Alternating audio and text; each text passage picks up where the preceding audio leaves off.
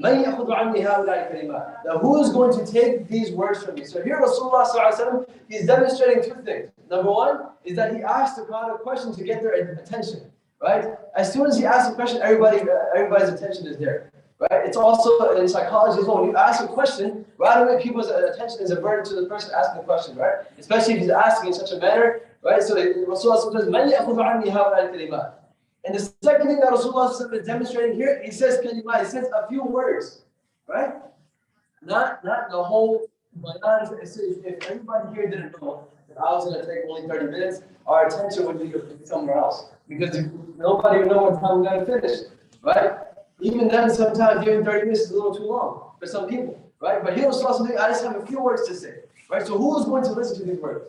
Right? مَنْ يَأْخُذُ عَنِّي هَؤُلَاءِ الْكَلِمَاتِ فَيَعْمَلُ بِهِنَّ. He's going to act upon these words, right? He will do these actions himself once he learns them. Or he will learn them himself, and then once he learns it, if he's not able to do those actions, right? Sometimes we learn something in the masjid or something like that, and if we're not able to fulfill that action, at least teach somebody else that stuff. At least teach someone else those beautiful advice of the Prophet or whatever we learned from the Holy Quran.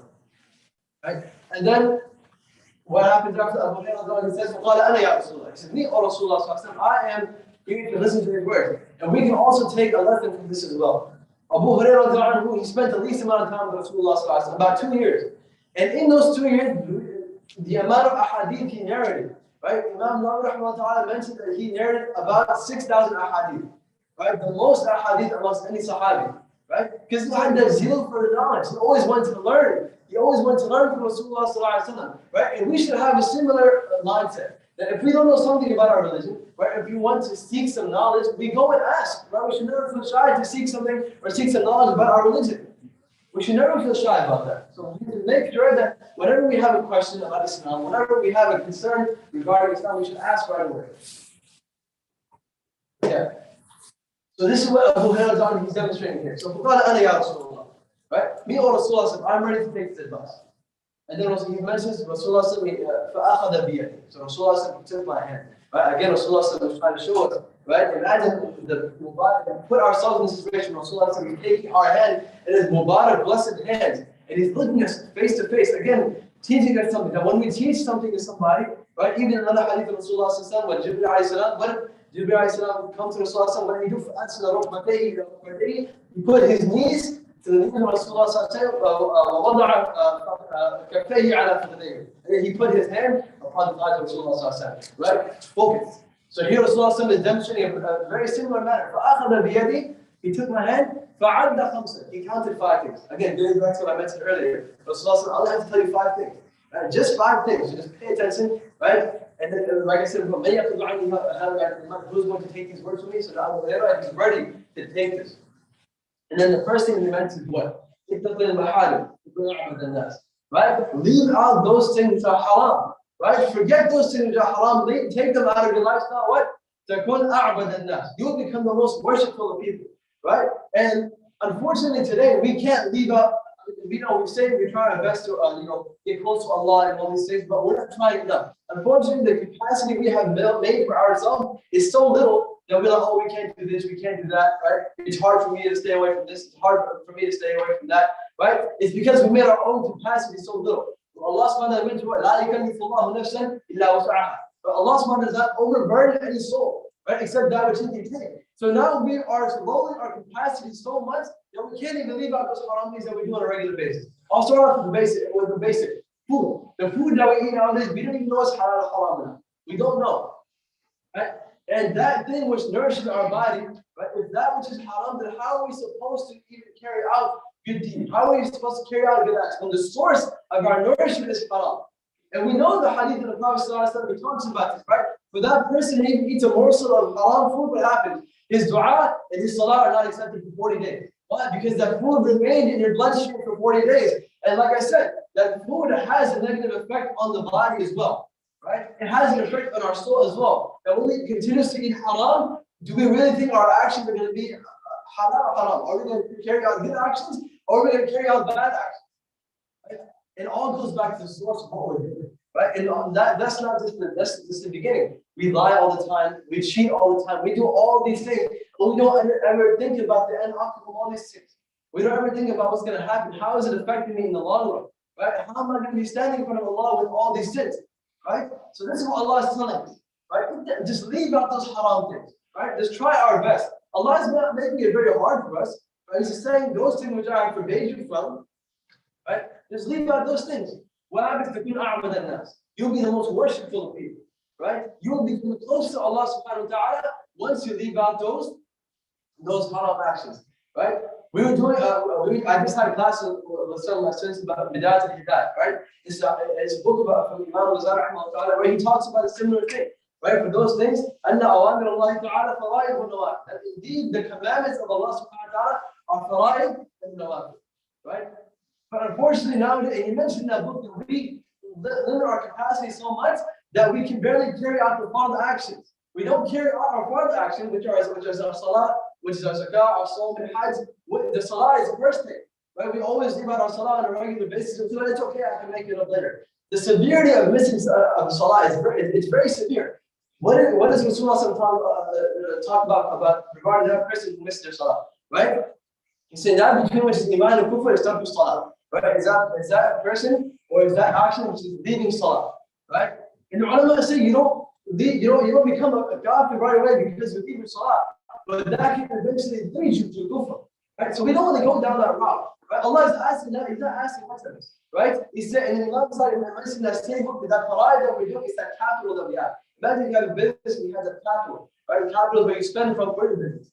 And then the nawafil, right? The supererogatory acts that we do is the dhikr, it's the profit that we get. Right? It's the profit that we get from those acts, from them. Right? So we want to make sure that we try our best, a little best to leave out those haram actions. Right? And what like Allah Rasulullah said, if you leave out what's going to happen to Abad al-Nas, you'll be the most worshipful of people. Right? The second point that Rasulullah is saying, he's saying here, be happy with what Allah has given you. Right? Be happy with what Allah has given you. You'll be the most richest person. Right? You'll be the most independent, most richest person. Unfortunately, today, we are not happy with what Allah subhanahu wa ta'ala has given us. Right? The problem is not society. The problem is ourselves. We are always focused on the negatives and things that we don't have. I don't have this, I don't have that, I don't have this car, I want this, I want that, right? We're always focused on the things that we do not have. And that's a problem in ourselves. If we were just to focus on the positive, the things that we do have, we would get close to Allah subhanahu wa ta'ala and we'd be thankful. And Allah tells us that if you're thankful, if you're thankful to Allah subhanahu wa ta'ala, I'm going to increase you in your bounty. Right? I'm going to increase you. There's a famous story one time. There was a king, a very long time ago, there was a king, and he wanted a son for a long time. He wanted a son. Right? Every father's dream, obviously, is to have a son. Right? So this king wanted a son for a very long time. Now what happens is, Allah subhanahu wa ta'ala grants this king a son. But his son is born without an eye. Right? Now, back in those times, it was looked at as an eye, right? As a deficiency. Wow, the king's son doesn't have an eye. So this king made it his duty. He was like, you know what I'm going to do? I'm going to make sure I do whatever I can to get my son his eye. So he goes around in the kingdom and he tries to find different people that may possibly give him their eye. Give him their eye. So he finds a poor person, he finds a miskin, a beggar, right? And he goes, listen, I'll give you this much amount of money, right? Just give me your one eye. He said, no way. I'm not going to give you my one eye, right? So he said, okay, let me up the bargain a little bit, right? Let me try to. Okay, so what he says then he said, let me give you a half of whatever I own. So imagine this king owns $1 million, for example. So $500,000 I will give you right now. Just give me your one eye. He said, no, I'm not going to do that. And then the king, he starts to get desperate. So he said, look, take whatever I have. You will become the king. You take my cars. You take my house. You take my stuff. Whatever it is that you want, just take it. Just give me your one eye. Right? And then he said, no, I can't do that. And then they both started crying. The king started crying and the beggar started crying. So the beggar asked the king, he said, why are you crying? You have so much. Allah has given you so many things in life. Right? Allah has given you whatever you wanted. You've been given life to on a silver platter. Right? But what does the king say? He said, regardless of me having all this money and all this wealth and all this, I can't afford one ni'mah of Allah subhanahu wa ta'ala, which is an eye. Right? And then he asked the poor person, he said, why are you crying? He says, because I go around asking people all day for their money and their wealth. But I'm not thankful to Allah that I have this basic ni'mah, which is an eye, right? Allah has given us all these things for free, yet we abuse them to go against Allah's will, right? Imagine if we have a creation or something, right? Just hypothetically speaking, and it doesn't go, it's not listening to what we're doing, right? For example, I'll use a perfect example for children. We have parents, when the children doesn't listen to them, they get upset, right? And imagine Allah subhanahu wa ta'ala who's given us all these things. Right? Our eyes, we use these eyes to look at haram. These ears, we use these ears to listen to haram. We have our legs in our hands, we use all these things that Allah has given us to go towards haram, right? And Allah, it upsets Allah subhanahu wa ta'ala. But at the end of the day, it doesn't affect Allah subhanahu wa ta'ala. Right? It doesn't affect Allah. If we do all these haram acts, it doesn't affect Allah. It affects ourselves.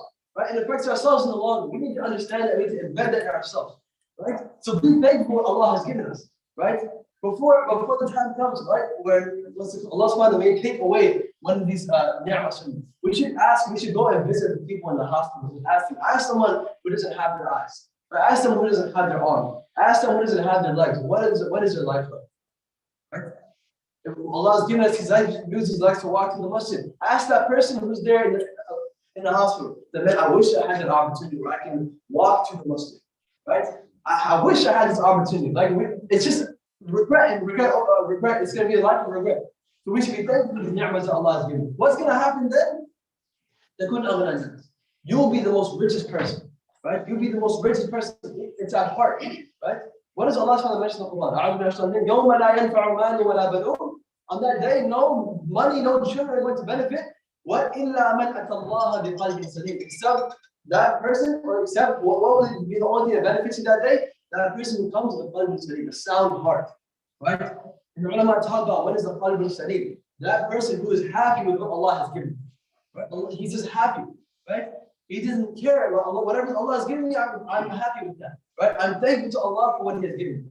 Right? And remember, I mentioned before, we use these things to go towards Quran. On the day of Qiyamah, if we try to lie to Allah, Ya Allah, we didn't do these things. These same ni'mas that we have, these hands, these eyes, these feet, they're going to be witnessing against us.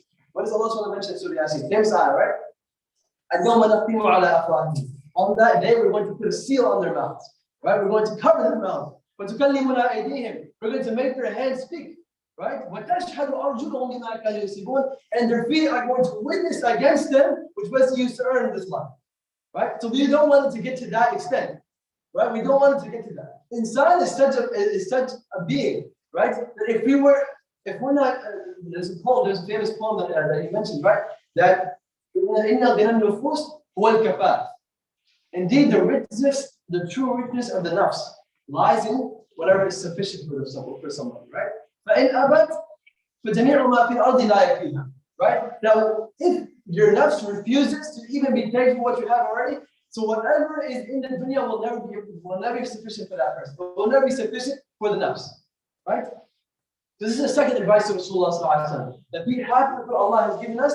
You'll be the most richest person. And now the next part of Hadith Rasulullah mentions, وَأَحْسِنْ إِلَى جَارِكَ. Be kind to your neighbor.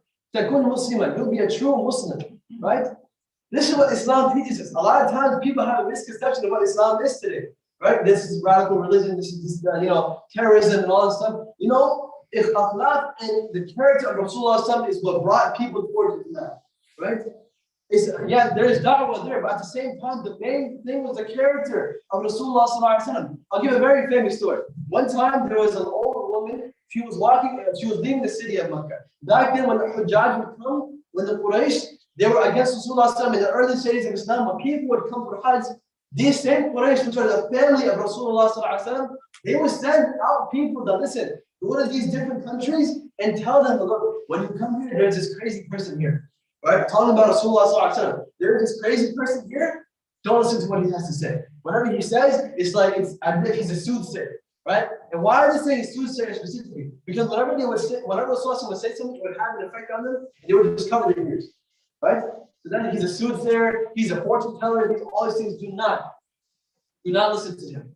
So this lady obviously got the same message, so she started to leave the town. She started to leave Makkah. She's like, I'm out of here. And Rasulullah saw she was a very old woman. And Rasulullah saw her struggling to carry her bags. So he goes to her and says, let me help you with your bags. Right? Now Rasulullah and she refused to say, no, it's okay, I got it, I'll take care of it. Don't worry about it. Rasulullah insisted, no, I'm going to help you with your accident. Right? And now on the way to her destination, she's telling Rasulullah about her life. You know, this person, right? Like, the reason why I'm leaving this town is, have you heard of this person named Muhammad? Right? She doesn't know that Rasulullah in front of her. She doesn't know that. But say, have you heard about the person Muhammad? This person is the worst person, right? He's the most evil person. He came in here with his new religion, and right, he's dividing families, he's dividing tribes, right?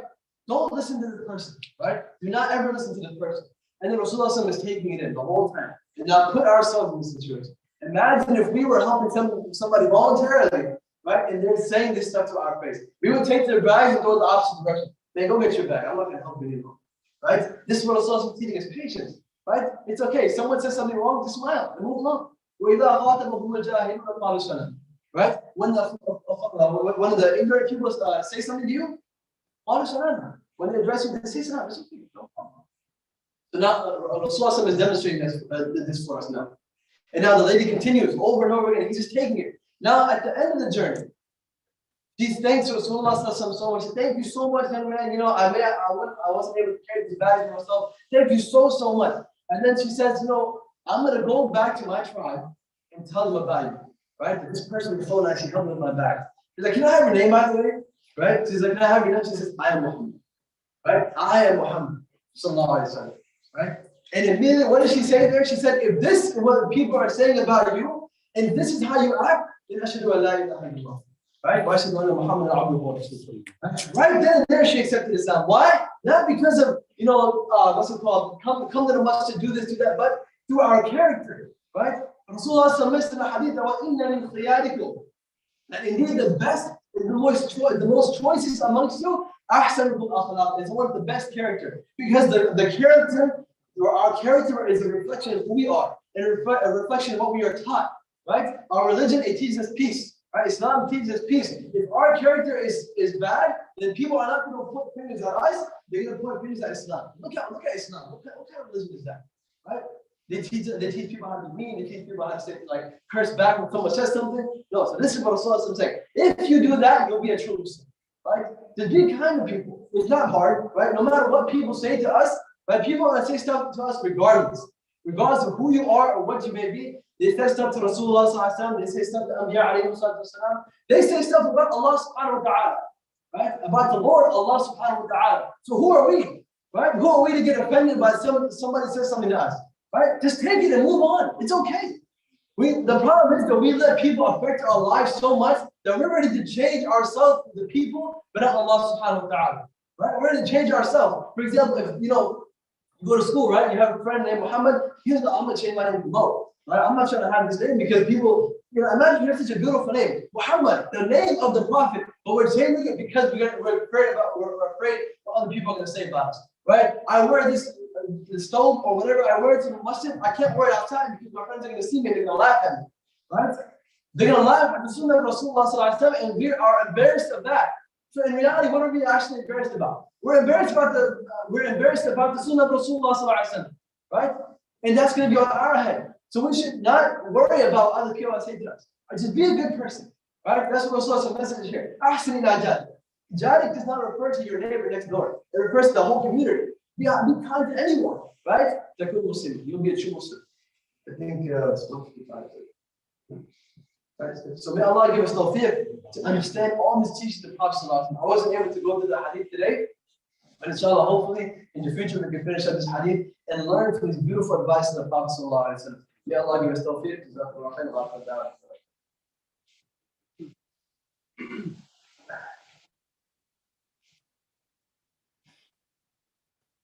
إن الحمد لله نحمده ونستعينه ونستهديه ونعوذ بالله من شرور أنفسنا ومن سيئات أعمالنا من يهده الله فلا مضل له ومن يضلل فلا هادي له ونشهد أن لا إله إلا الله وحده لا شريك له ونشهد أن محمدا عبده ورسوله قال الله تعالى في كتابه الكريم بعد أعوذ بالله من الشيطان الرجيم بسم الله الرحمن الرحيم يا أيها الذين آمنوا اتقوا الله حق تقاته ولا تموتن إلا وأنتم مسلمون وقال تعالى في مقام آخر يا أيها الناس اتقوا ربكم الذي خلقكم من نفس واحدة وخلق منها زوجها وبث منهما رجالا كثيرا ونساء واتقوا الله الذي تساءلون به والأرحام إن الله كان عليكم رقيبا وقال تعالى: يا ايها الذين امنوا اتقوا الله وقولوا قولا سديدا يصلح لكم اعمالكم ويغفر لكم ذنوبكم ومن يطع الله ورسوله فقد فاز فوزا عظيما. اقول قولي هذا واستغفر الله لي ولكم ولسائر المسلمين فاستغفروه انه هو